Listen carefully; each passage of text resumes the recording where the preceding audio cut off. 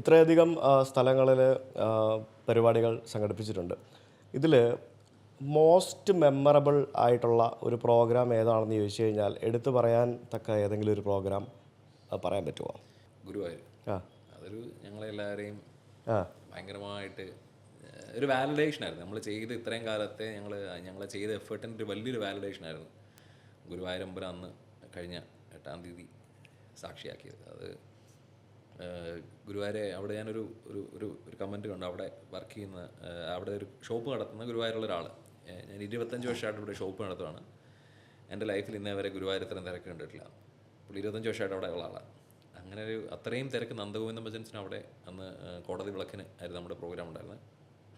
അവിടെ ഉണ്ടാക്കാൻ പറ്റിയത് അത്രയും ആൾക്കാരുടെ സ്നേഹവും ഞങ്ങളെ കാണാൻ വേണ്ടിയിട്ട് ഈ വന്നു എന്ന് പറയുന്നത് അതൊരു ആ ഒരു ഇൻസിഡൻറ്റ് ആഫ്റ്റർ ദ പ്രോഗ്രാം ഞങ്ങൾ തന്നെ തിങ്ക് ചെയ്തു എന്താണ് ശരിക്കും സംഭവിച്ചത്, വാട്ട് റിയലി ഹാപ്പൻ. അപ്പോൾ ആ ഒരു അത് ഞങ്ങൾക്ക് ഒരിക്കലും എനിക്ക് തോന്നുന്നില്ല ഇനി ഗുരുവായൂർ വന്നാൽ ചിലപ്പോൾ ഇനി ആൾക്കാരുണ്ടാവുമായിരുന്നു. പക്ഷേ എന്നാലും ആദ്യമായിട്ടുണ്ടായ ആ ഒരു ഇൻസിഡൻറ്റിൽ ഇത്രയും ജനങ്ങൾ എത്രയാണെന്ന് എനിക്കറിയില്ല അവിടെ ഉണ്ടായിരുന്നത്. അവിടെ ഗുരുവായൂർ ഫുള്ള് ബ്ലോക്കായിരുന്നു. ഗുരുവായൂർ ഒരു ഹോട്ടലിൽ പോലും ബുക്കിങ്സ് അവൈലബിൾ ആയിരുന്നില്ല, എല്ലാം ഫുള്ളി ബുക്ക്ഡ്. അതൊരു സംഭവം തന്നെയാണ്. ഡയറക്റ്റ്ലി ആൻഡ് ഇൻഡയറക്റ്റ്ലി നിങ്ങളുടെ ഭജൻസ് കാരണം ഒത്തിരി ആളുകൾക്ക് ബെനിഫിറ്റ് ആയി മാറുകയും ചെയ്യുന്നത്. അത് ശരിയാണ്. ആ ഒരു സമയത്ത് എല്ലാം ഹോട്ടൽസും എല്ലാം ബുക്ക്ഡ് ആയിരുന്നു. അങ്ങനെയുള്ള കാര്യങ്ങളൊക്കെ നടന്നിട്ടുണ്ട്. ഓക്കെ, നിങ്ങൾ ഈ അമ്പലങ്ങളിലൊക്കെ പരിപാടികൾക്ക് പോകുമ്പോൾ അല്ലെങ്കിൽ ഈ ഭജൻസ് ഒക്കെ ചെയ്യാൻ പോകുമ്പോഴത്തേക്കിനും നിങ്ങളെ ആളുകൾ കാണുന്നതും നിങ്ങളെ അപ്രോച്ച് ചെയ്യുന്നതുമായിട്ടുള്ള രീതിക്ക് വ്യത്യാസം തോന്നിയിട്ടുണ്ടോ? മീനിങ് ഒരു ഇപ്പം നമ്മൾ ഒരു ദൈവികമായിട്ടുള്ള രീതിയിലൊക്കെ ആൾക്കാർ നിങ്ങളെ ട്രീറ്റ് ചെയ്യുന്ന പോലെയൊക്കെ തോന്നിയിട്ടുണ്ടോ? അല്ലെങ്കിൽ നമ്മളൊരു പൂജാരി അല്ലെങ്കിൽ ഒരു തന്ത്രിയൊക്കെ കാണുമ്പോഴത്തേക്കൊരു ആൾക്കാർ ട്രീറ്റ് ചെയ്യാൻ വരുന്ന പോലെ അത്തരത്തിലൊക്കെ ട്രീറ്റ് ചെയ്യുന്നതായിട്ട് തോന്നിയിട്ടുണ്ടോ? ചില ആൾക്കാരുണ്ടായിട്ടുണ്ട്, അങ്ങനെ ഉണ്ടായിട്ടുണ്ട്.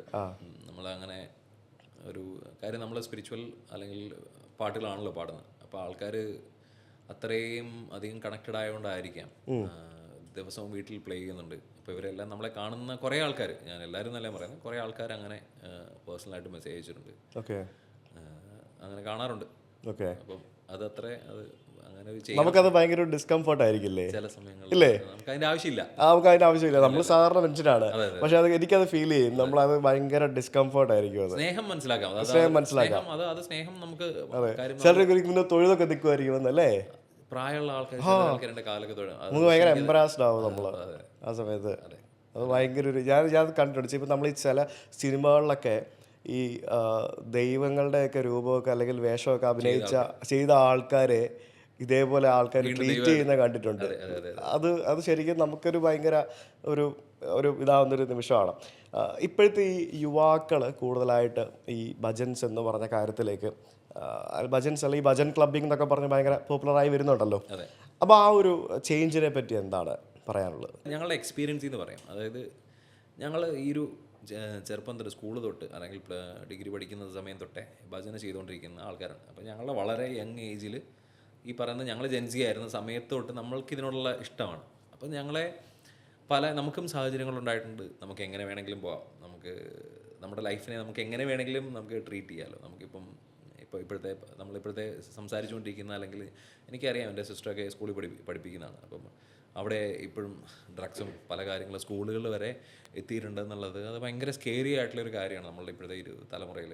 അപ്പം അങ്ങനെയുള്ള അവൈലബിലിറ്റിയൊക്കെ നമ്മൾ പഠിച്ചുകൊണ്ട സമയത്തും പല കാര്യങ്ങളായിട്ട് ഉണ്ടായിട്ടുണ്ട്. പക്ഷേ ഞങ്ങളൊക്കെ ചൂസ് ചെയ്യാത്ത അതിന് വൺ ഓഫ് ദ റീസൺ ഞങ്ങൾ ഭജൻ എന്നുള്ള സാധനം, ആ ഒരു സ്പിരിച്വാലിറ്റി അല്ലെന്നുണ്ടെങ്കിൽ ഇത് ഞങ്ങളുടെ ഭയങ്കര ലഹരിയായിരുന്നു. ഈ പറഞ്ഞ പോലെ ഇപ്പോൾ എല്ലാവരും പറയുന്നത് ഇത് ശരിക്കും ഞങ്ങളുടെ ലഹരിയായിരുന്നു ഈ പാട്ടെന്നുള്ള കാര്യം.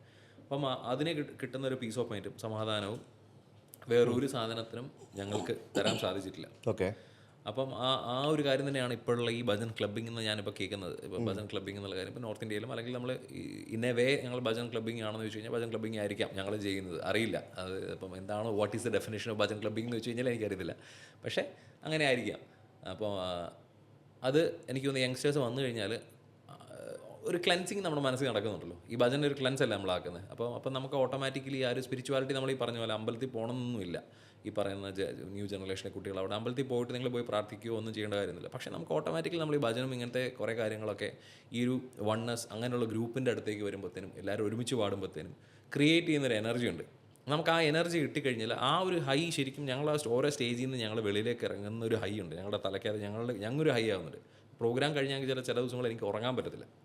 ഞങ്ങൾക്ക് പല ആൾക്കാർക്കും ഞങ്ങൾക്ക് എക്സ്പീരിയൻസ് ഉള്ള ഞങ്ങൾക്ക് രാത്രി മുഴുവൻ ഞങ്ങളിങ്ങനെ ഫുൾ ഓണാണ്. ഞങ്ങൾ തല ഇങ്ങനെ കത്തി നിൽക്കും. നമുക്ക് ഉറങ്ങാൻ ലഹരിയാണല്ലേ? അതൊരു ലഹരിയാണ്.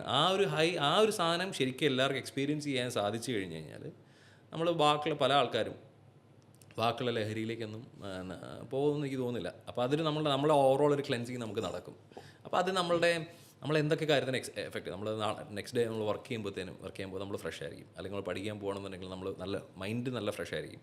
അപ്പോൾ നമ്മൾ പല ആൾക്കാരോട് ബിഹേവ് ചെയ്യുമ്പോഴത്തേനും സംസാരിക്കുമ്പോഴത്തേനും അതിന് നമുക്ക് അവരോടൊരു വൈരാഗ്യവും പല കാര്യങ്ങളും നമുക്ക് ഭയങ്കരമായിട്ടൊരു ക്ലാരിറ്റി ഓഫ് തോട്ട് പല കാര്യങ്ങളും നമ്മുടെ മൈൻഡ് റിലാക്സ്ഡ് ആയി കഴിഞ്ഞാൽ നമുക്ക് കിട്ടുമല്ലോ. എപ്പോഴും മൈൻഡ് റിലാക്സ്ഡ് ആണല്ലോ. അങ്ങനെ ഒരു ക്ലാരിറ്റി ഓഫ് തോട്ട് കിട്ടുന്ന ഒരു സാഹചര്യമാണ്. പക്ഷേ നേരെ ഓപ്പോസിറ്റ് നമ്മൾ ഈ പല ഡ്രഗ്സ് യൂസ് ചെയ്ത് കഴിഞ്ഞാൽ നെക്സ്റ്റ് ഡേ എന്ന് പറഞ്ഞാൽ അവൻ അതിനേക്കാളും വൈൽഡ് ആയിരിക്കും, അല്ലെങ്കിൽ ഭയങ്കരമായിട്ടുള്ളൊരു ക്രേസി ആയിട്ടുള്ളൊരു ഇതിലേക്ക് എത്തും. അതാണ് ഇതിൻ്റെ അകത്തൊരു ബെനിഫിറ്റ് എന്ന് പറയുന്നത്. ഓക്കെ, അതൊരു വലിയ ബെനിഫിറ്റ് തന്നെയാണ്.